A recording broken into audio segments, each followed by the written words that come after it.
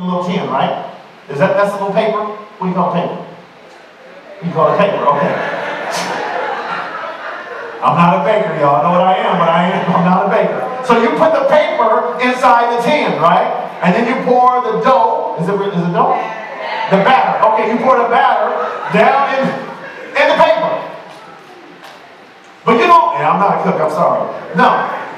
You don't pour it over the top. 3/4. Why only 3/4? It's going to rise. How do you know it's going to rise? The directions say that? If you do what you're supposed to do, the reaction is going to be, it's going to rise. Now, you're going to put the 3/4 in the paper inside the tin with an expectation that when you pour it in 3/4, it ain't coming out 3/4. You're going to pour 3/4 in here with an expectation it's going to fill that paper and it's going to rise. It's going to go over the top. That's greatness.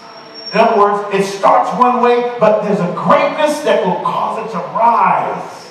So something to go exceedingly past where it went before, abundantly, or in this case, greatness, that it's going to come up and it's going to be something that it wasn't before, of his power.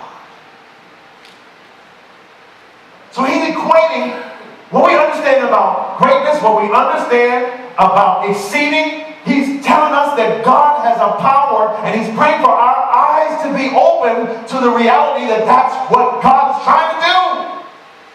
God's trying to reveal a power in us that is exceeding greatness in us.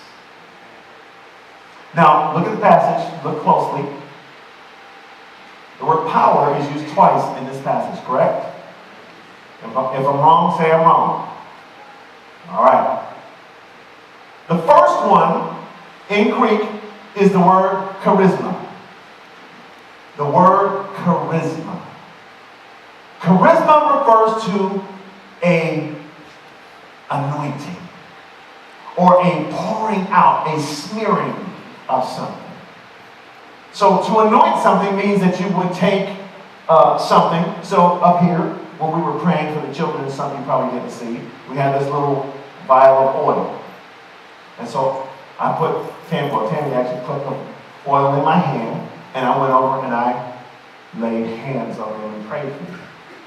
So I smeared them. Because you get oil on your hand and you put it on something else, it smears. It anoints. Okay? So the word charisma refers to an anointing, a smearing of something, a covering of something, something that goes from one place to another and it's put there for a purpose.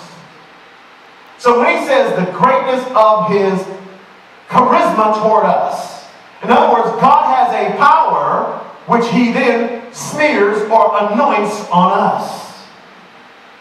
Now, there's smearing, this anointing is of greatness and it is exceeding.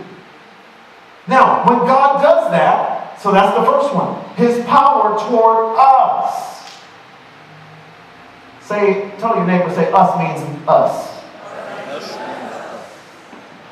Now turn to the other one and say us is you and me.